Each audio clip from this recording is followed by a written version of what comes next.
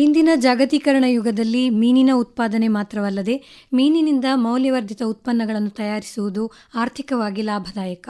ಈ ಹಿನ್ನೆಲೆಯಲ್ಲಿ ಮೌಲ್ಯವರ್ಧಿತ ಮೀನಿನ ಉತ್ಪನ್ನಗಳ ತಯಾರಿಕೆಗೆ ಸಂಬಂಧಿಸಿದ ತರಬೇತಿ ಕಾರ್ಯಾಗಾರಗಳ ಮಹತ್ವಗಳ ಬಗ್ಗೆ ತಿಳಿಸಿಕೊಡಲಿಕ್ಕೆ ನಮ್ಮ ಜೊತೆ ಸ್ಟುಡಿಯೋದಲ್ಲಿದ್ದಾರೆ ಕರ್ನಾಟಕ ಪಶುವೈದ್ಯಕೀಯ ಪಶು ಹಾಗೂ ಮೀನುಗಾರಿಕಾ ವಿಜ್ಞಾನಗಳ ವಿಶ್ವವಿದ್ಯಾಲಯ ಬೀದರ್, ಮೀನುಗಾರಿಕಾ ಮಹಾವಿದ್ಯಾಲಯ ಮೀನು ಸಂಸ್ಕರಣಾ ತಂತ್ರಜ್ಞಾನ ವಿಭಾಗದ ಪ್ರಾಧ್ಯಾಪಕ ಹಾಗೂ ಮುಖ್ಯಸ್ಥರಾದ ಡಾಕ್ಟರ್ ಬಿ ಮಂಜಾನಾಯಕ್ ಅವರಿಗೆ ನಮ್ಮ ಕಾರ್ಯಕ್ರಮಕ್ಕೆ ಸ್ವಾಗತ. ನಮಸ್ಕಾರ ಸರ್. ನಮಸ್ಕಾರ. ಈಗ ಮೌಲ್ಯವರ್ಧಿತ ಮೀನಿನ ಉತ್ಪನ್ನಗಳ ತಯಾರಿಕೆಯಲ್ಲಿ ತರಬೇತಿ ಕಾರ್ಯಾಗಾರ ನಡೆಸುವ ಬಗ್ಗೆ ಈಗ ನಿಮ್ಮ ಮೀನುಗಾರಿಕಾ ಮಹಾವಿದ್ಯಾಲಯ ಮಂಗಳೂರು ಇಲ್ಲಿ ಯಾವ ರೀತಿ ಕಾರ್ಯನಿರ್ವಹಿಸ್ತಾ ಇದೆ ಅದರ ಬಗ್ಗೆ ಸ್ವಲ್ಪ ನಮ್ಮ ಕೇಳುಗರಿಗೆ ತಿಳಿಸಿಕೊಡಿ. ಎಲ್ಲ ಸಮಸ್ತ ಕೇಳುಗರಿಗೆ ನನ್ನ ನಮಸ್ಕಾರಗಳು. ಮೊದಲನೇದಾಗಿ ಮೀನುಗಾರಿಕಾ ಮಹಾವಿದ್ಯಾಲಯದ ಬಗ್ಗೆ ಒಂದು ಸಣ್ಣ ಪರಿಚಯ. ಮೀನುಗಾರಿಕಾ ಮಹಾವಿದ್ಯಾಲಯ ಮಂಗಳೂರು ಇದು ಕರ್ನಾಟಕ ಪಶುವೈದ್ಯಕೀಯ ಪಶು ಹಾಗೂ ಮೀನುಗಾರಿಕೆ ವಿಜ್ಞಾನಗಳ ವಿಶ್ವವಿದ್ಯಾಲಯ ಬೀದರ್ ಒಂದು ವಿಶ್ವವಿದ್ಯಾಲಯದಲ್ಲಿ ಅಂಗಸಂಸ್ಥೆಯಾಗಿ ಕಾರ್ಯವನ್ನು ನಿರ್ವಹಿಸ್ತಾ ಇದೆ. ಮೀನುಗಾರಿಕಾ ಮಹಾವಿದ್ಯಾಲಯ ಮಂಗಳೂರು ಇದು ಸಾಮಾನ್ಯವಾಗಿ 1969 ಹೊಯ್ಗೆ ಬಜಾರ್ ಅನ್ನುವ ಕ್ಯಾಂಪಸ್ಸಲ್ಲಿ ಸ್ಥಾಪಿತವಾಗಿದ್ದು, ಇದು ಆವಾಗ ಈ ಸಾಮಾನ್ಯವಾಗಿ ಜಪಾನ್ ಮತ್ತು ಭಾರತ ದೇಶದ ಒಡಂಬಡಿಕೆಯಲ್ಲಿ collaborative venture between government of India and government of Japan ಆ ಒಂದು ಒಡಂಬಡಿಕೆಯಲ್ಲಿ ಸ್ಥಾಪಿತವಾಗಿರುವಂಥ ಟ್ರೈನಿಂಗ್ ಸೆಂಟ್ರು. ತದನಂತರ 1975 ಇದು ಒಂದು ಪ್ರತ್ಯೇಕ ಮಹಾವಿದ್ಯಾಲಯವಾಗಿ ಪೂರ್ಣಗೊಂಡಿರುತ್ತದೆ. ಹಾಗೂ ಇಲ್ಲಿ ಈ ಏಷ್ಯಾ ಖಂಡದಲ್ಲಿ ಮೊದಲ ಮೀನುಗಾರಿಕಾ ಮಹಾವಿದ್ಯಾಲಯ. ತದನಂತರ ಈಗ ಸುಮಾರು 30 ಅದಕ್ಕಿಂತ ಜಾಸ್ತಿ ಕಾಲೇಜುಗಳು ಬೇರೆ ಬೇರೆ ರಾಜ್ಯದಲ್ಲಿದ್ದಾವೆ. ಆದರೆ ಕರ್ನಾಟಕದಲ್ಲಿ ಮಾತ್ರ ಇದು ಒಂದೇ ಒಂದು ಕಾಲೇಜು.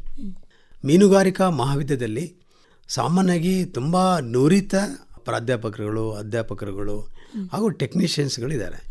ಇದರಲ್ಲಿ ಬೇರೆ ಬೇರೆ ವಿಭಾಗಗಳಿದ್ದಾವೆ. ಅದರಲ್ಲಿ ಮೀನು ಸಂಸ್ಕರಣ ಮತ್ತು ತಾಂತ್ರಿಕ ವಿಭಾಗ ಇದು ಹೊಯ್ಗೆ ಬಜಾರ್ ಕ್ಯಾಂಪಸ್ಸಲ್ಲಿ ಇರುವಂಥ ಒಂದು ವಿಭಾಗ. ಇದು ಹೇಗೆ ಅಂತ ಹೇಳಿದರೆ, ಈ ವಿಭಾಗದ ಕಾರ್ಯವೈಖರಿ ಏನಂತ ಹೇಳಿದರೆ, ಮೀನನ್ನು ಹಿಡಿದ ಮೇಲೆ, ಯಾಕಂದರೆ ಮೀನು ಅತ್ಯಂತ ಬೇಗವಾಗಿ ಹಾಳಾಗುವಂಥ ಒಂದು ಉತ್ಪನ್ನ, ಹಾಗಾಗಿ ಅದನ್ನು ಸೂಕ್ಷ್ಮಾಣು ಜೀವಿಗಳಿಂದ ಅಥವಾ ರೋಗಕಾರಕ ಸೂಕ್ಷ್ಮಾಣು ಜೀವಿಗಳಿಂದ ಹಾಳಾಗದಂತೆ ನಾವು ತಡಿಬೇಕಂತ ಹೇಳಿದರೆ ಅದನ್ನು ಉತ್ತಮ ರೀತಿಯಲ್ಲಿ ಸಂಸ್ಕರಣೆ ಮಾಡುವಂಥ ಅಗತ್ಯ. ಮೀನು ಹಿಡಿದ ಮೇಲೆ ಎಷ್ಟು ಅನುಪಾತದಲ್ಲಿ ನೀವು ಐಸ್ ಹಾಕಬೇಕು ಅಥವಾ ಅದನ್ನು ಐಸನ್ನು ಯಾವಾಗ ನಾವು ಚೇಂಜ್ ಮಾಡ್ತಾ ಇರಬೇಕು, ಈ ರಿಲೇಟಿವ್ ಸ್ಪಾಯ್ಲೇಜ್ ರೇಟನ್ನು ಹೇಗೆ ನಾವು ಕಟ್ ಡೌನ್ ಮಾಡಬೇಕು, ಈ ಬಯೋಕೆಮಿಕಲ್ ಚೇಂಜಸ್ಗಳನ್ನು ನಾವು ಹೇಗೆ ಡಿಲೇ ಮಾಡಬೇಕು, ಎಂಜೈಮ್ ಡಿಗ್ರೇಡೇಷನನ್ನು ಹೆಂಗೆ ಮಾಡಬೇಕು, ಇವೆಲ್ಲ ನಾವು ಮಾಡುವಂಥದ್ದು. ಮತ್ತು ಹಾಗೆ ಈ ಬ್ಯಾಕ್ಟೀರಿಯಲ್ ಸ್ಪೈಲೇಜನ್ನು ನಾವು ಹೇಗೆ ಪ್ರಿವೆಂಟ್ ಮಾಡುವಂಥದ್ದು ತುಂಬ ಮುಖ್ಯ ಇದರಲ್ಲಿ. ಯಾಕಂದರೆ ಮೀನು ತುಂಬ ನ್ಯೂಟ್ರಿಯೆಂಟ್ಸ್ಗಳಿಂದ ತುಂಬಿರೋದ್ರಿಂದ ಅತಿ ವೇಗವಾಗಿ ಆಕ್ಸಿಡೈಸ್ ಆಗುವಂಥದ್ದು, ಅತಿ ವೇಗವಾಗಿ ಸೂಕ್ಷ್ಮಾಣು ಜೀವಿಗಳಿಂದ ಹಾಳಾಗುವಂಥ ಪ್ರಕ್ರಿಯೆ ಇರೋದರಿಂದ ಇದನ್ನೆಲ್ಲ ಹೇಗೆ ನಾವು ಜೋಪಾಸಣೆ ಮಾಡುವಂಥದ್ದು, ಹಾಗೆ ಜೋಪಾಸಣೆ ಮಾಡಿದ ಮೇಲೆ ಇದರದೆಲ್ಲ ನ್ಯೂಟ್ರಿಯೆಂಟ್ ಪ್ರೊಫೈಲನ್ನು ಹೇಗೆ ಸ್ಟಡಿ ಮಾಡಬೇಕು, ಅಂದರೆ ಎಷ್ಟು ಪ್ರೋಟೀನ್ಸ್ ಇದೆ, ಪ್ರೋಟೀನ್ಸಲ್ಲಿ ಯಾವ್ಯಾವ ಅಮಿನೋ ಆಸಿಡ್ಸ್ಗಳಿದ್ದಾವೆ, ಅವೆಲ್ಲ ಅಮಿನೋ ಆಸಿಡ್ಸ್ ಎಲ್ಲ ಬಿಲ್ಡಿಂಗ್ ಬ್ಲಾಕ್ಸ್ ಆಫ್ ಪ್ರೋಟೀನ್ ಅಂತ ಹೇಳ್ತೀವಿ. ಇವೆಲ್ಲ ನಮ್ಮ ದೇಹಕ್ಕೆ ತುಂಬ ಒಳ್ಳೆಯದು. ವಿಟಮಿನ್ಸ್ಗಳು ಅಥವಾ ಮಿನರಲ್ಸ್ಗಳು ಅಥವಾ ಈ ಒಮೆಗಾ 3 ಫ್ಯಾಟಿ ಆಸಿಡ್ಸ್ಗಳು, ಕೊಲಾಜನ್, ಬೇರೆ ಬೇರೆ ರೀತಿಯ ನ್ಯೂಟ್ರಿಯೆಂಟ್ಸ್ಗಳನ್ನು ನಾವು ಸ್ಟಡಿ ಮಾಡಬೇಕಾಗಿದೆ. ಯಾಕಂದರೆ ನೀವು ಒಂದು ಉತ್ಪನ್ನಗಳನ್ನು ಮಾಡುವಾಗ ಇದರದ್ದು ಪ್ರಾಮುಖ್ಯತೆ ತುಂಬ ಇಂಪಾರ್ಟೆಂಟು. ಇದಲ್ಲದೆ ನಮ್ಮ ವಿದ್ಯಾಸಂಸ್ಥೆಯಲ್ಲಿ ಸ್ಟೇಟ್ ಆಫ್ ಆರ್ಟ್ ಲ್ಯಾಬೊರೇಟರೀಸ್ ಎಲ್ಲ ಇದೆ. ಯಾಕಂದರೆ ಈ ಯಾವುದೇ ರೀತಿಯಲ್ಲಿ ಈಗ ಪ್ರೋಟೀನ್ ಬಗ್ಗೆ ಸ್ಟಡಿ ಮಾಡಲಿಕ್ಕೆ ಅಥವಾ ಕಾರ್ಬೋಹೈಡ್ರೇಟ್ ಬಗ್ಗೆ ಸ್ಟಡಿ ಮಾಡಲಿಕ್ಕೆ, ಮೀನಿನಲ್ಲಿರುವಂಥದ್ದು ಫ್ಯಾಟ್ ಬಗ್ಗೆ ಅಥವಾ ಮಿನರಲ್ಸ್ ಬಗ್ಗೆ, ಇದರ ಬಗ್ಗೆ ನಾವು ಸ್ಟಡಿ ಮಾಡಬೇಕಂದ್ರೆ ನಮ್ಮ ಹತ್ರ ಸ್ಟೇಟ್ ಆಫ್ ಲ್ಯಾಬೊರೇಟರೀಸ್ ಇದೆ. ಉತ್ತಮ ರೀತಿಯ ಫಿಶ್ ಪ್ರಾಸೆಸಿಂಗ್ ಹಾಲ್ ಇದೆ ನಮ್ಮ ಹತ್ರ. ಇದಲ್ಲದೆ ಮೀನಿನಿಂದ ವಿವಿಧ ರೀತಿಯ ಉತ್ಪನ್ನಗಳು ಮಾಡುವಂಥದ್ದು, ಈಗ ರೆಡಿ ಟು ಈಟ್ ಪ್ರಾಡಕ್ಟ್ ಅಂತ ಹೇಳ್ತೀವಿ, ಕ್ಯಾನಲ್ಲಿ ಮಾಡುವಂಥದ್ದು, ಸಂಸ್ಕರಣೆ ಮಾಡುವಂಥದ್ದು, ರೆಟಾಟೇಬಲ್ ಪೌಚ್ಗಳಲ್ಲಿ ಸಂಸ್ಕರಣೆ ಮಾಡುವಂಥದ್ದು, ಅಥವಾ ಮೀನಿನ ಸಾಸೇಜು, ಮೀನಿನ ಸುರುಮಿ ಅಥವಾ ವಿವಿಧ ರೀತಿಯ ಉತ್ಪನ್ನಗಳನ್ನು ಮಾಡಲಿಕ್ಕೆ ಎಲ್ಲ ರೀತಿಯ ಫಿಶ್ ಪ್ರಾಸೆಸಿಂಗ್ ಮಷಿನರೀಸ್ಗಳು ವೆಲ್ ಎಸ್ಟಾಬ್ಲಿಷ್ಡು ನಮ್ಮ ಸಂಸ್ಥೆಯಲ್ಲಿದೆ. ಇದು ಸಾಮಾನ್ಯವಾಗಿ ಈಗಾಗಲೇ ನಾನು ಹೇಳಿದಾಗೆ between government of India and government of Japan ಅವ್ರದ್ದೊಂದು ವೆಂಚರಲ್ಲಿ ಸ್ಥಾಪಿತವಾಗಿರೋ ಒಂದು ಸಂಸ್ಥೆ ವಿಭಾಗದಲ್ಲಿ ಇನ್ನೂ ಸುಮಾರು 50-55 ವರ್ಷ ಹಳೆಯ ಮಷಿನ್ಸ್ಗಳು ಇನ್ನೂ ಉತ್ತಮ ರೀತಿಯಲ್ಲಿ ಕಾರ್ಯವನ್ನು ನಿರ್ವಹಿಸ್ತಾ ಇದ್ದೇವೆ.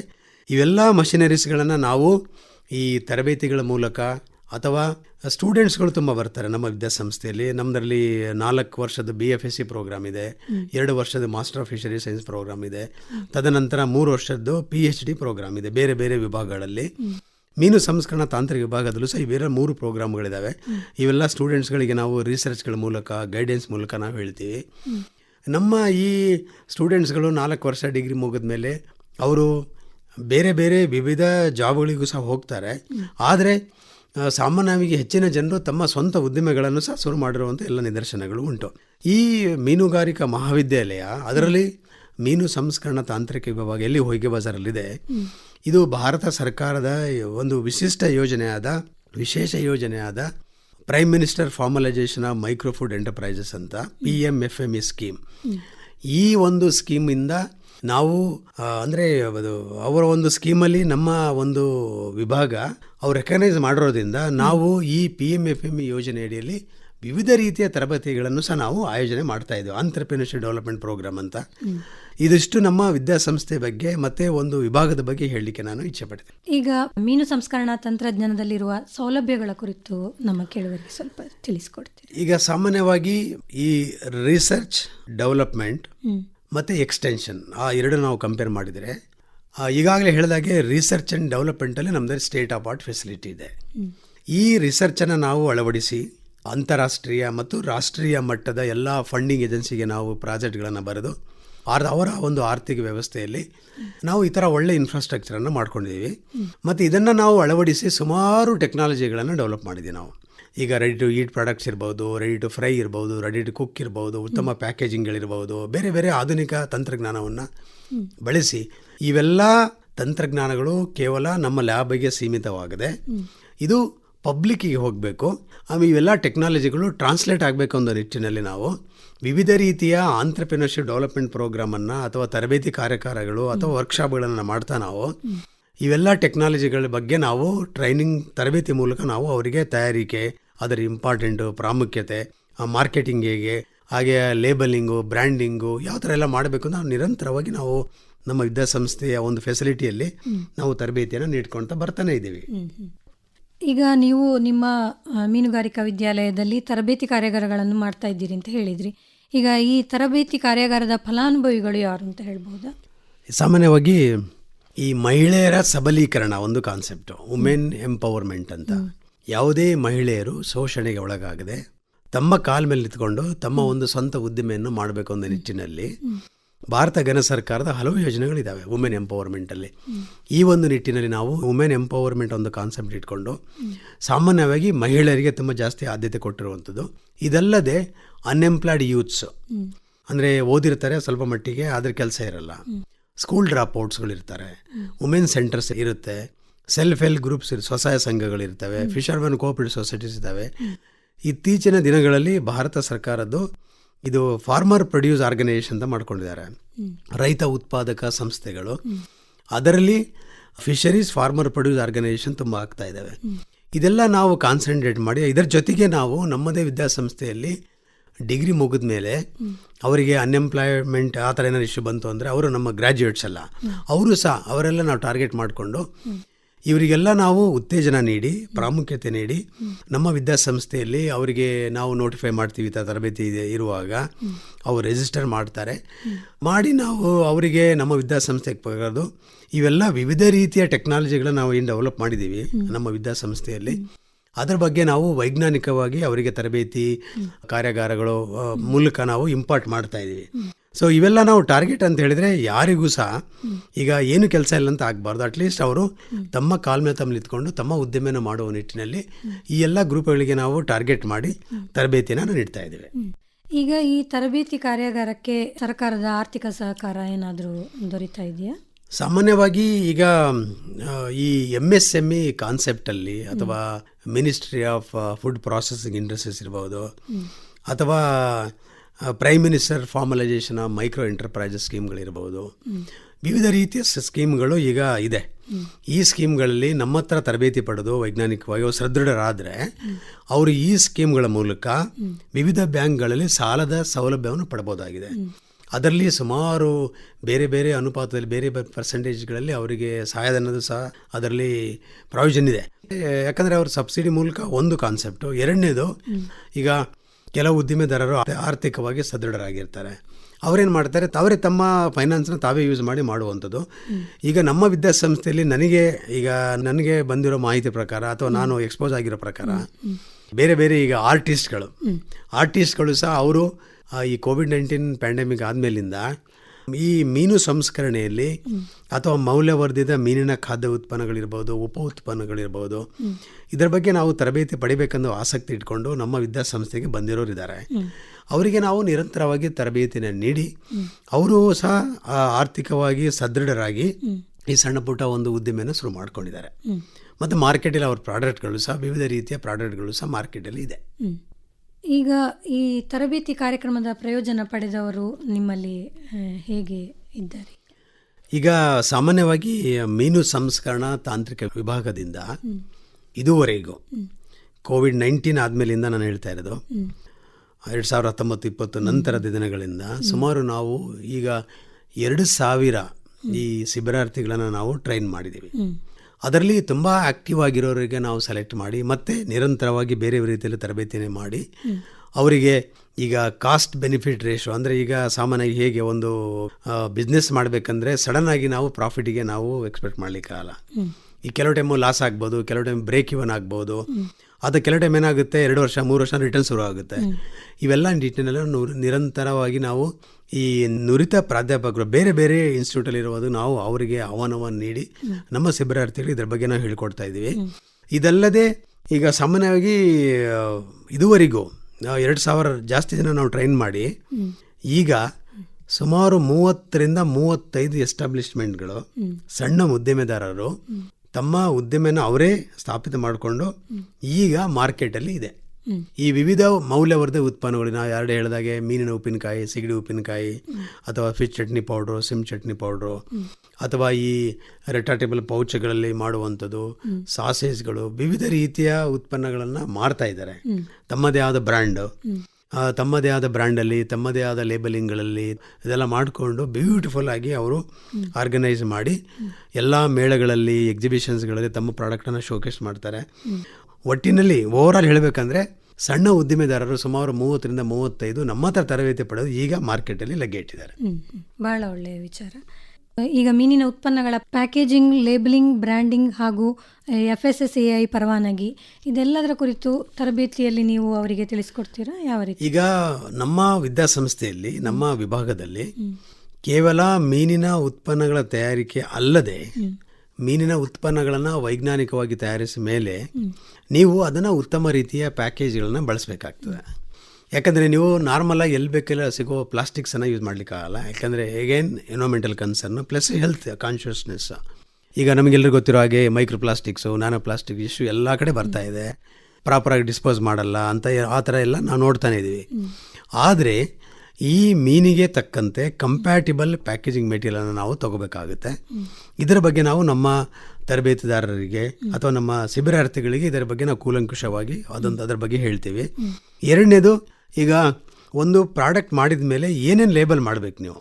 ಈಗ ಸಾಮಾನ್ಯ ಒಬ್ಬ ಗ್ರಾಹಕರು ಬಂದು ನಿಮ್ಮ ಉತ್ಪನ್ನಗಳನ್ನು ಅವರು ತಗೋಬೇಕಂದ್ರೆ ಏನು ನೋಡ್ತಾರೆ? ಫಸ್ಟ್ ಅವ್ರು ನೋಡೋದು ಒಂದೇ, ಏನೇನು ನ್ಯೂಟ್ರಿಷನಲ್ ಕಾಂಪೋನೆಂಟ್ ಇದೆ. ಈಗ ಫಾರ್ ಎಕ್ಸಾಂಪಲ್ ಒಬ್ಬ ಡಯಾಬಿಟಿಕ್ ಪೇಷೆಂಟ್ ಇರ್ತಾರೆ, ಅವರಿಗೆ ಅಲ್ಲಿ ಶುಗರ್ ಜಾಸ್ತಿ ಇರೋದು ತಿನ್ನೋದಿಲ್ಲ ಅವರು, ಅಥವಾ ಈ ಹೈಪರ್ ಟೆನ್ಷನ್ ಇರೋರು ಸಾಲ್ಟ್ ಇರೋದು ತಿನ್ನೋದಿಲ್ಲ, ಅಥವಾ ಫ್ಯಾಟು, ಈ ಥರದ್ದೆಲ್ಲ ನೋಡಬೇಕಾಗಿರೋದ್ರಿಂದ ಈ ನ್ಯೂಟ್ರಿಷನಲ್ ಇನ್ಫಾರ್ಮೇಷನ್ನು ತುಂಬ ಕ್ಲಿಯರ್ ಆಗಿ ನಾವು ಲೇಬಲ್ ಮಾಡಬೇಕಾಗಿದೆ. ಈ ನ್ಯೂಟ್ರಿಷನಲ್ ಇನ್ಫಾರ್ಮೇಷನ್ ಲೇಬಲ್ ಮಾಡಬೇಕಂದ್ರೆ ಅದನ್ನು ಉತ್ತಮ ರೀತಿಯ ಸ್ಟೇಟ್ ಆಫ್ ಆರ್ಟ್ ಲ್ಯಾಬೊರೇಟರೀಸಲ್ಲಿ ಇವೆಲ್ಲ ಟೆಸ್ಟ್ ಮಾಡಬೇಕಾಗುತ್ತೆ. ಈ ಪ್ರೋಟೀನ್ ಎಷ್ಟು, ಫ್ಯಾಟ್ ಎಷ್ಟು, ಸ್ಯಾಚುರೇಟೆಡ್ ಫ್ಯಾಟಿ ಆಸಿಡ್ಸು, ಅವೆಲ್ಲ ನಾವು ಪಾಲಿ ಅನ್ಸ್ಯಾಚುರೇಟೆಡ್ ಫ್ಯಾಟಿ ಇವೆಲ್ಲ ನೋಡಬೇಕಾಗುತ್ತೆ. ಎಷ್ಟು ಗುಣಮಟ್ಟ ಮತ್ತು ಎಷ್ಟು ಅನುಪಾತದಲ್ಲಿದೆ, ಎಷ್ಟು ಪರ್ಸೆಂಟೇಜಲ್ಲಿ, ಅದನ್ನು ಸಹ ನಾವು ಲೇಬಲಲ್ಲಿ ಹೇಳಬೇಕಾಗುತ್ತೆ. ಅಂದರೆ 100 ಗ್ರಾಮಿಗೆ ಎಷ್ಟೆಷ್ಟು ಅಂತ ಹೇಳಬೇಕಾಗುತ್ತೆ, ಅದು ಸಹ ನಾವು ಹೇಳ್ಕೊಡ್ತೀವಿ. ಇದಲ್ಲದೆ ಬ್ರ್ಯಾಂಡಿಂಗು, ಈಗ ನಮ್ಮ ಹತ್ರ ಈ ಬ್ರ್ಯಾಂಡಿಂಗು ಇದೆಲ್ಲ ನಮ್ಮ ಹತ್ರ ನುರಿತ ಪ್ರಾಧ್ಯಾಪಕ ಇಲ್ಲದಿದ್ದರೂ ಸಹ ನಾವು ಬೇರೆ ವಿದ್ಯಾಸಂಸ್ಥೆಯನ್ನು ನಾವು ಕಾಂಟ್ಯಾಕ್ಟ್ ಮಾಡಿ ಅವರಿಗೆ ಇನ್ವೈಟ್ ಮಾಡಿ ಅವರಿಂದ ನಾವು ಈ ಪಾಠ ಪ್ರವಚನವನ್ನು ಪ್ರಾಯೋಗಿಕವಾಗಿ ನಾವು ನಮ್ಮ ಶಿಬಿರಾರ್ಥಿಗಳಿಗೆ ನಾವು ಹೇಳ್ತಾನೆ ಇದ್ದೀವಿ, ಮಾಡ್ತಾನೆ ಇದುವರೆಗೂ ಮಾಡ್ಕೊಂಡು ಬಂದಿದ್ದೀವಿ. ಇದಲ್ಲದೆ ಈ ಸಾಮಾನ್ಯವಾಗಿ ಬ್ರ್ಯಾಂಡಿಂಗ್ ಅಂದರೆ ಅವರವರೇ ಒಂದು ಬ್ರ್ಯಾಂಡಿಂಗ್ ಮಾಡ್ಕೊಳ್ತಾರೆ. ಇದೆಲ್ಲ ನೀವು ಕರೆಕ್ಟಾಗಿ ಇದ್ದರೆ ಈ ಭಾರತ ಘನ ಸರ್ಕಾರದ ಫುಡ್ ಸೇಫ್ಟಿ ಮತ್ತು ಸ್ಟ್ಯಾಂಡರ್ಡ್ ಆ್ಯಕ್ಟ್ ಮೂಲಕ, food safety and standard act ಅಂದರೆ ಫುಡ್ ಸೇಫ್ಟಿ FSSAI, ಈ FSSAI ಲೈಸೆನ್ಸನ್ನು ತಾವು ಪಡೆದು ಎಲ್ಲ ತಾಲೂಕುಗಳಲ್ಲಿ, ಎಲ್ಲ ಡಿಸ್ಟ್ರಿಕ್ಟ್ ಹೆಡ್ ಕ್ವಾರ್ಟರ್ಗಳಲ್ಲಿ FSSAI ಆಫೀಸರ್ಸ್ ಇರ್ತಾರೆ. ಇವೆಲ್ಲ ನೀವು ನಿಮ್ಮ ಮೂಲಭೂತ ಸೌಕರ್ಯಗಳು ಅಥವಾ ಈ ಉತ್ತಮ ಪ್ಯಾಕೇಜಿಂಗು, ಲೇಬಲಿಂಗು, ಬ್ರ್ಯಾಂಡಿಂಗು, ನಿಮ್ಮ ಉತ್ಪನ್ನಗಳ ಕ್ವಾಲಿಟಿ ಎಲ್ಲ ಬಗ್ಗೆ ಅವ್ರ ಡೀಟೇಲ್ಸ್ ಕೊಟ್ಟರೆ ಅವರು ವಿಸಿಟ್ ಮಾಡ್ತಾರೆ. ಹಾಗೆ ನಿಮಗೆ FSSAI ಲೈಸೆನ್ಸನ್ನು ಅವರು ನಿಮಗೆ ನೀಡ್ತಾರೆ. ಆ ಲೈಸೆನ್ಸ್ ಪರವಾನಗಿ ಸಾಮಾನ್ಯವಾಗಿ 1 ಇಯರ್ಗೆ ಸೀಮಿತವಾಗಿರುತ್ತೆ. ನಿಮ್ಮ ಉತ್ಪನ್ನಗಳು ಇನ್ನೂ ಉತ್ತಮ ರೀತಿಯ ಗುಣಮಟ್ಟ ಇದ್ದರೆ ಅದನ್ನು ಮತ್ತೆ ನಾವು ನೆಕ್ಸ್ಟ್ ಇಯರ್ಗೆ ಅದನ್ನು ರಿನ್ಯೂವಲ್ ಮಾಡುವಂಥ ಪ್ರಕ್ರಿಯೆ. ಇದು ಸಾಮಾನ್ಯವಾಗಿ ಸಣ್ಣ ಉದ್ದಿಮೆದಾರರು ಇವೆಲ್ಲ ಪಡೆದುಕೊಂಡು ಮಾರ್ಕೆಟಲ್ಲಿ ತಮ್ಮ ಉತ್ಪನ್ನಗಳನ್ನು ಮಾರ್ತಾ ಇದ್ದಾರೆ, ಸಿಗ್ತಾ ಇದೆ. ಈಗ ನಿಮ್ಮಲ್ಲಿ ತರಬೇತಿ ಪಡ್ಕೊಳ್ಬೇಕಾದ್ರೆ ಅಂದರೆ ವರ್ಷದಲ್ಲಿ ಎಷ್ಟು ಬಾರಿ ನೀವು ತರಬೇತಿಯನ್ನು ನೀಡ್ತಾ ಇದ್ದೀರಿ? ಈಗ ತರಬೇತಿ ಹೇಗೆ ಅಂತ ಹೇಳಿದರೆ, ನಾನು ಇಲ್ಲಿ ನಮ್ಮ ಎಲ್ಲ ಕೇಳುಗರಿಗೆ ನಾನು ಹೇಳೋದಂತ ಹೇಳಿದರೆ, ತರಬೇತಿ ನೀಡೋದು ಅಷ್ಟು ಈಸಿ ಅಲ್ಲ. ಸುಮ್ಮನೆ ತರಬೇತಿ ನೀಡಿ ನಾವು ನಮ್ಮ ಕೆಲಸ ಆಯಿತು ಅಂತ ಹೇಳುವಂಥ ಪ್ರಕ್ರಿಯೆ ಅಲ್ಲ. ನಾವು ಈಗ ವಿವಿಧ ರೀತಿಯ ಆರ್ಥಿಕ ವ್ಯವಸ್ಥೆಯಲ್ಲಿ, ಈಗ ಈಗಾಗಲೇ ಹೇಳಿದ ಹಾಗೆ national fisheries development board Hyderabad, ಅಥವಾ ಕೋಸ್ಟಲ್ ಡೆವಲಪ್ಮೆಂಟ್ ಅಥಾರಿಟಿ ಮಂಗಳೂರು, ಅಥವಾ ಕೆಪೆಕ್ ಬೆಂಗಳೂರು, ಮೀನುಗಾರಿಕೆ ಇಲಾಖೆ ಕರ್ನಾಟಕ ಸರ್ಕಾರ, ಕರ್ನಾಟಕ ಪಶುವೈದ್ಯಕೀಯ ಪಶು ಹಾಗೂ ಮೀನುಗಾರಿಕೆ ವಿಜ್ಞಾನಗಳ ವಿಶ್ವವಿದ್ಯಾಲಯ ಬೀದರ್, ಇವೆಲ್ಲ ಬೇರೆ ಬೇರೆ ವಿದ್ಯಾಸಂಸ್ಥೆಗಳಿಗೆ, ಬೇರೆ ಬೇರೆ ಆರ್ಥಿಕ ಸಂಸ್ಥೆಗಳಿಗೆ ನಾವೊಂದು ಪ್ರಾಜೆಕ್ಟ್ ಬರಿತೀವಿ. ಅಂದರೆ ಈ ಥರ ನಮಗೆ ಟ್ರೈನಿಂಗ್ ಪ್ರೋಗ್ರಾಮ್ ನಾವು ಮಾಡಬೇಕು, ನಮಗೆ ಆರ್ಥಿಕ ವ್ಯವಸ್ಥೆ ಬೇಕು ಅಂತ. ಅವ್ರು ಬರೆದಾಗ ಅವರೆಲ್ಲ ಸ್ಕ್ರೂಟಿನೈಸ್ ಮಾಡ್ತಾರೆ, ಅವಶ್ಯಕತೆ ಇದೆ ನೋಡಿಬಿಟ್ಟು ನಮಗೆ ಆರ್ಥಿಕ ವ್ಯವಸ್ಥೆನ ಅವ್ರು ಕಲ್ಪಿಸ್ತಾರೆ. ಅದರಲ್ಲಿ ನಮ್ಮ ಈ ಶಿಬಿರಾರ್ಥಿಗಳಿಗೆ ನಾವು ಅದರಲ್ಲಿ ಅವರು ಈಗ ಸಾಮಾನ್ಯವಾಗಿ ಟ್ರೈನಿಂಗ್ ಪ್ರೋಗ್ರಾಮು, ತರಬೇತಿ ಕಾರ್ಯಕ್ರಮಗಳು ಸಾಮಾನ್ಯವಾಗಿ 1 ರಿಂದ 3 ದಿನವರೆಗೆ ಇರುತ್ತೆ. ಅಂದರೆ 1 ದಿನ ಏನು ಕಲಿಲಿಕ್ಕಾಗಲ್ಲ, ಅವರು 3 ದಿನ ಇದ್ದರೆ ಎಲ್ಲ ಕೂಲಂಕಷವಾಗಿ ಕಲಿಬೋದು ಅಂತ. ಈ 3 ದಿನಗಳಲ್ಲಿ ಅವರಿಗೆ ಅವರು ಕೆಲವರೇನು ಮಾಡ್ತಾರೆ, ಪಾಪ ಕೂಲಿ ಮಾಡ್ತಾ ಇರ್ತಾರೆ, ಬಿಟ್ಟು ಬರ್ತಾರೆ 3 ದಿನ. ಅವರಿಗೆ ಅದು ಆರ್ಥಿಕವಾಗಿ ನಷ್ಟ ಆಗಬಾರ್ದು, ನಾವು ಸ್ಟೈಪೆಂಡ್ ಕೊಡ್ತೀವಿ ಅವರಿಗೆ, 1 ದಿನಕ್ಕೆ 100 ರೂಪಾಯಿ ಆ ಥರ ಒಂದು. ಆಮೇಲೆ ಅವ್ರಿಗೆ ಟ್ರಾವೆಲಿಂಗ್ ಅಲೈನ್ಸ್ ಇರುತ್ತೆ, ಅವರು ಹೋಗೋ ಬರೋ ಸಣ್ಣ ಮಟ್ಟದ ನಾವು ಕೊಡ್ಬೋದು. ಅದರ ಜೊತೆಗೆ 3 ದಿನ ಇರುವಂಥ ಅವರು ಅಲ್ಲಿ ಹಾಲ್ಟ್ ಮಾಡಿದ್ರೆ ಅದು ವ್ಯವಸ್ಥೆ, ಮತ್ತು ಊಟ ಉಪಚಾರ ಎಲ್ಲವೂ ನೀಡಿ ಅವರಿಗೆ ಕೊನೆಯದಾಗಿ ಸರ್ಟಿಫಿಕೇಟ್ ಕೊಡುವಂಥದ್ದು. ಇತ್ತೀಚಿನ ದಿನಗಳಲ್ಲಿ ಕರ್ನಾಟಕ ಸರ್ಕಾರದ್ದು ಏನು ಮಾಡಿದ್ದಾರೆ ಅಂತೇಳಿದರೆ, ಸಾಮಾನ್ಯವಾಗಿ ಮೊದಲೆಲ್ಲ ಅವರಿಗೆ ಸ್ಟೈಪೆಂಡ್ಗಳನ್ನು ಕ್ಯಾಶಲ್ಲಿ ಕೊಡ್ತಾ ಇದ್ದೀವಿ ನಾವು. ಅದೆಲ್ಲ ಆಗಬಾರ್ದು, ಅವರು ಡೈರೆಕ್ಟ್ ಅವ್ರ ಅಕೌಂಟಿಗೆ ಹೋಗ್ಬೇಕಂತೇಳಿ ನಾವು ಆಧಾರ್ ಮತ್ತು ಅವ್ರ ಅಕೌಂಟ್ ನಂಬರ್ ಅವ್ರ ಅಕೌಂಟಿಗೆ ಹೋಗುವಂಥ ಪ್ರಕ್ರಿಯೆಯನ್ನು ಶುರು ಮಾಡ್ಕೊಂಡಿದ್ದೀವಿ. ಇವೆಲ್ಲ ನಮ್ಮ ವಿದ್ಯಾಸಂಸ್ಥೆಯಿಂದ ನಾವು ಬೇರೆ ಬೇರೆ ರೀತಿಯ ಪ್ರಾಜೆಕ್ಟ್ಗಳನ್ನು ಬರೆದುಕೊಂಡು ಹಣವನ್ನು ಆ ಸಂಸ್ಥೆಗಳನ್ನ ನಾವು ತಗೊಂಡು ನಮ್ಮ ವಿದ್ಯಾಸಂಸ್ಥೆಗೆ ಈ ನಮ್ಮ ಆಸಕ್ತಿ ಇರುವಂಥ ಕ್ರಿಯಾಶೀಲ ಮೀನುಗಾರರು, ಕ್ರಿಯಾಶೀಲ ಶಿಬಿರಾರ್ಥಿಗಳಿಗೆ ನಾವು ಈ ಎಲ್ಲ ತರಬೇತಿಗಳನ್ನು ನೀಡಿ ಒಟ್ಟಿಗೆ ಅವರು ಓವರಾಲು ಕಾಂಪ್ರಹೆನ್ಸಿವ್ ಆಗಿ ಅವರು ಒಂದು ಉತ್ತಮ ಕ್ರಿಯಾಶೀಲ ಉದ್ಯಮೆದಾರರಾಗಬೇಕನ್ನೋ ಒಂದು ನಿಟ್ಟಿನಲ್ಲಿ ನಾವು ಈ ಎಲ್ಲ ತರಬೇತಿ ಕಾರ್ಯಕ್ರಮಗಳಿಗೆ ನಾವು ನಿರಂತರವಾಗಿ ನಮ್ಮ ವಿದ್ಯಾಸಂಸ್ಥೆಯಿಂದ ನಾವು ಆಯೋಜನೆ ಮಾಡ್ಕೊಂಡು ಬರ್ತಾ ಇದ್ದೀವಿ. ಮಾಹಿತಿಗಾಗಿ ನಿಮ್ಮನ್ನು ಸಂಪರ್ಕಿಸಬೇಕಾದ್ರೆ ಯಾರನ್ನು ನಾವು ಸಂಪರ್ಕಿಸ್ಬೋದು? ಈಗ ಸಾಮಾನ್ಯವಾಗಿ ಈಗ ಯಾರಾದರೂ ಕ್ರಿಯಾಶೀಲರಾಗಿರ್ತಾರೆ, ಆಸಕ್ತರಿರ್ತಾರೆ, ಇಲ್ಲ ನಾನು ಸ್ವಂತ ಉದ್ದಿಮೆ ಮಾಡಬೇಕು ಅಂತ, ಅವರಿಗೆ ಒಂದು ಆಪ್ಷನ್ ಇರೋದು ಈಗ ಆರ್ಥಿಕ ವ್ಯವಸ್ಥೆ PMFME ಸ್ಕೀಮಲ್ಲಿ ಒಳ್ಳೆ ಆಪ್ಷನ್ಸ್ ಇದೆ. ಆ PMFME ಸ್ಕೀಮಲ್ಲಿ ಜಾಯಿಂಟ್ ಡೈರೆಕ್ಟರ್ ಆಫ್ ಅಗ್ರಿಕಲ್ಚರ್ನವರು ಅವರು ನೋಡಲ್ ಆಫೀಸರ್ ಆಗಿರ್ತಾರೆ, ನಾವು ಅದರಲ್ಲಿ ಮೆಂಬರ್ ಇರ್ತೀವಿ. ಇದಲ್ಲದೆ ಇಲ್ಲಿ ಪ್ರತಿಯೊಂದು ಡಿಸ್ಟಿಕಲ್ಲಿ ಡಿಸ್ಟಿಕ್ ರಿಸೋರ್ಸ್ ಪರ್ಸನ್ಸ್ ಅಂತ ಇರ್ತಾರೆ, ಜಿಲ್ಲಾ ಸಂಪನ್ಮೂಲ ವ್ಯಕ್ತಿಗಳು ಅಂತ. ನೀವು ಅವರಿಗೆ ಬೇರೆ ಬೇರೆ ಸುಮಾರು ಜನ ಇದ್ದಾರೆ, ಅವರಿಗೆ ನೀವು ಸಂಪರ್ಕ ಮಾಡಿದರೆ, ಈ ಕೇಳುಗರೆಲ್ಲ ಆಸಕ್ತರು ನಮಗೆ ಸಂಪರ್ಕ ಮಾಡಿದರೆ ನಾವು ಅವರಿಗೆ ಸಂಪರ್ಕಿಸ್ತೀವಿ. ಅವರಿಗೆ ನೀವು ಸಂಪರ್ಕ ಮಾಡಿದರೆ ಡೈರೆಕ್ಟಾಗಿ ನಿಮಗೆಲ್ಲ ಅವರು ಪ್ರೋಟೋಕಾಲ್ ಮಾಡ್ಕೊಂಡಿದ್ದಾರೆ. ಈಗ ಅಂದರೆ ಈ ಸ್ಟ್ಯಾಂಡರ್ಡ್ ಆಪ್ರೇಟಿಂಗ್ ಪ್ರೊಸೀಜರ್ಸ್, ಈಗ ಒಂದು ಲೋನ್ ತೊಗೋಬೇಕಂದ್ರೆ ನಿಮಗೆ ಏನೇನು ಬೇಕು, ಅದಕ್ಕೆ ಒಂದು ಪ್ರಾಜೆಕ್ಟ್ ಬರೀಬೇಕು, ನೀವು DPR ಅಂತ ಹೇಳ್ತೀವಿ ನಾವು, ಡೀಟೇಲ್ ಪ್ರಾಜೆಕ್ಟ್ ರಿಪೋರ್ಟು, ಅವತ್ತು ಫಾರ್ಮೇಟೇ ಮಾಡ್ಕೊಂಡಿದ್ದಾರೆ. ನಿಮಗೆ ಏನು ಬೇಕು ಅದರಲ್ಲಿ ನಿಮ್ಮೆಲ್ಲ ಇನ್ಫಾರ್ಮೇಷನ್ ಎಂಟ್ರಿ ಮಾಡುವಂಥದ್ದು, ನಿಮ್ಮದೆಲ್ಲ ಕ್ರೆಡಿಬಿಲಿಟಿ, ನಿಮ್ಮದು ಎಲ್ಲ ಬ್ಯಾಂಕಲ್ಲಿ ನೀವು ಹೋಗಬೇಕಂದ್ರೆ ಅವೆಲ್ಲ ಬೇರೆ ಬೇರೆ ಇಶ್ಯೂಸ್ಗಳೆಲ್ಲ ಇದ್ದಾವೆ.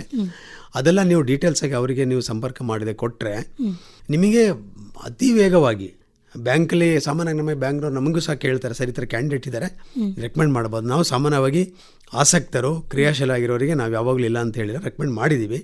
ಸೊ ಹಾಗಾಗಿ ತುಂಬ ಅಗ್ರಿಕಲ್ಚರ್ ಅಲೈಡ್ ಆ್ಯಕ್ಟಿವಿಟೀಸಲ್ಲಿ ತುಂಬಾ ಕ್ರಿಯಾಶೀಲ ಉದ್ಯಮದಾರರಿದ್ದಾರೆ. ಮೀನು ಸಂಸ್ಕರಣೆಯಲ್ಲೂ ಸಹ ತುಂಬ ಕ್ರಿಯಾಶೀಲ ಮೀನುಗಾರರಿದ್ದಾರೆ.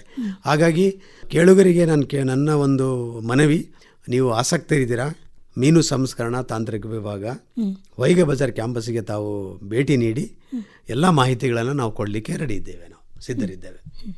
ಮೀನಿನ ಮೌಲ್ಯವರ್ಧಿತ ಉತ್ಪನ್ನಗಳ ತರಬೇತಿ ಕಾರ್ಯಾಗಾರಗಳು, ಕೌಶಲಾಭಿವೃದ್ಧಿ, ಗುಣಮಟ್ಟದ ಅರಿವು, ಆಹಾರ ಸುರಕ್ಷತಾ ಮಾನದಂಡಗಳ ಪಾಲನೆ, ಉತ್ಪನ್ನಗಳ ನವೀನತೆ, ಪ್ಯಾಕೇಜಿಂಗ್ ಮತ್ತು ಮಾರುಕಟ್ಟಾ ತಂತ್ರಜ್ಞಾನಗಳನ್ನು ಒದಗಿಸಿಕೊಡ್ತಾ ಇರುವ ನಿಮ್ಮ ಮೀನುಗಾರಿಕಾ ವಿದ್ಯಾಲಯದ ಕುರಿತು ನಮ್ಮ ರೈತರಿಗೆ ತಿಳಿಸಿಕೊಟ್ಟಿದ್ದೀರಿ ಸರ್. ಕಾರ್ಯಕ್ರಮದಲ್ಲಿ ಭಾಗವಹಿಸಿದ್ದಕ್ಕಾಗಿ ಧನ್ಯವಾದಗಳು. ನಮಸ್ಕಾರ. ನಮಸ್ಕಾರ.